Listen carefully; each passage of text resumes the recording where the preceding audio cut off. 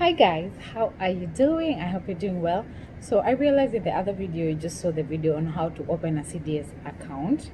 So welcome to this channel. I'll be sharing with you tips on personal finance and how to invest in Kenya.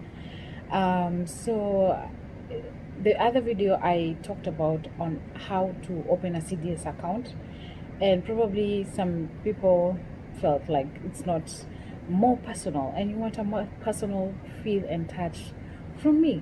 So I'll be brief and short. So the process of opening a CDS account, you go to the CDS website, the government website, download a form. Well, you can download a form. It's pretty much easy from the online website, but I'll advise you, if you don't know how to do that, just go to the Nairobi Stocks Exchange website and see the list of brokers that are mandated by the Capital Markets Authority of Kenya to actually be brokers and also offer the CDS account services like opening an account and investing your money and investing in shares and stocks like Safaricom and EABL and Centum and stuff like that. So go to the Nairobi Stocks Exchange website, Nairobi Stocks Exchange, nsc.co.ke. Check out the brokers, list of brokers. Everything is just written down on the website. They have to, any person who is telling you to open a CDS account, they have to be mandated and verified by the Capital Markets of the Capital Markets Authority of Kenya, which is the CMA. So they have to have a license and they have to be listed on nsc.co.ke. This is to also protect any investor who is very naive, very new into the markets, and to also protect Kenyans' hard-earned money. Okay, so don't let anyone tell you, oh, I'll invest for you, I can open this for you, I can do this for you. No. Inafaa kuwa, it's supposed to be a stock broker. You can actually go to any bank, also your bank, for example KCB or Stanbic or Standard Chartered or Absa. Any bank has these facilities. You just have to compare, do your research.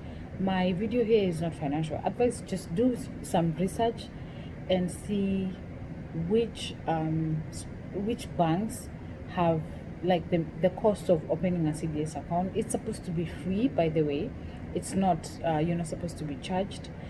The fee comes in when you're ready to transact and trade with your money. Okay, so if you're trading or if you're investing less than 100k, there'll be like a 2.1% charges on each and every transaction you make. Whether you buy, you sell, it's 2.1%. Okay, but if you do more than 100k, it's going to be 1.8% of charges. And those are the only two major charges that we charge during your investment process in the CDS account. Okay, and you can actually run your CDS account by yourself. Just go to Business Daily every single week or day. Okay, day is not practical, but if you're serious about the market, you go to the Business Daily every single day, or financial Kenyan Wall Street website. They offer some information about how the markets are doing, how these companies are doing, how these banks are performing, the profits, the everything. Like now you realize the biggest telecommunication company, their profits just went up and they have a new CEO. What does that mean? That means if you have a share today and it was probably 20 bob, and then they announce profits, and then they announce a new CEO, it means the stock is going up, it's gonna go up. And here you just check all the fundamentals of basic like economy stuff. Like if a company has profits and you can actually see they're reporting profits and they're also giving dividends to the investors, why not invest in such a company? And for example, if you know this product, you use it every single day. Imagine they take all the charges they charge you from M-Pesa. Imagine you can actually invest that money and get dividends from them free of charge. imagine. So it is up to you to try, do your research, do more Google more questions, ask me questions in the comments section, how to start, when to start. I can guide you but not advise you, because I'm not a financial advisor. But this is just to enlighten you and to actually make the move. Just try and see. It is doable. It is possible. Different markets in the world, people rely on the stock market for especially retirement years. And I say this is because one of the biggest markets in the world is the US. I'll tell you for a fact, their retirement accounts are crazy because they have invested in the market. And let no one tell you, oh, the stock market will crash, the stock market will this. It will crash and come back, okay? So the average returns of the stock market is predicted to be around 5 to 10% on a good duration of time, like a good year. You can even get 15% return of your money, okay? So don't let your money sit in just your bank account and you cannot even it's not even growing. It's not growing, okay? Okay, so it's very simple. Just go to the website. I'll link everything below. I can actually try and link the form below in the description box to see how you can view it. Yeah, and then also there's when you're looking for a stockbroker, make sure you check if they have other hidden fees, okay? There are different companies.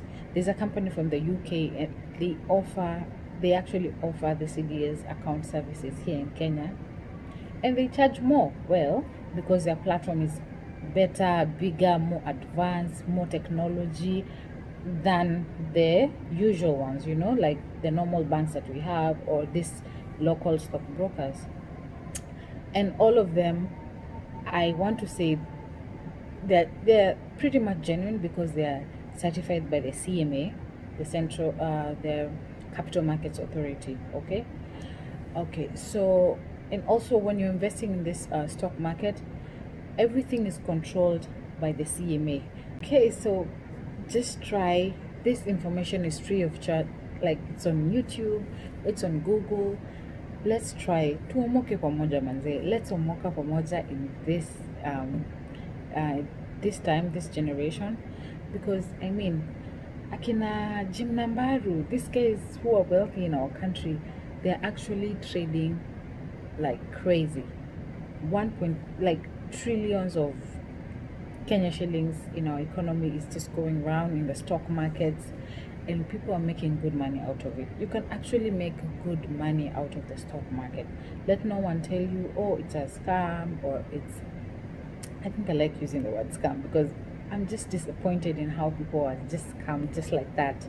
Yani, you're just scammed like someone comes and tells you, hey, can I get your money? I want to trade it for you, and then I want to give it to you back, like with a 10% increase, and then they just disappear. I mean, what's it? Okay, make sure you like this video and subscribe. Thank you so much. I'll see you in the next video.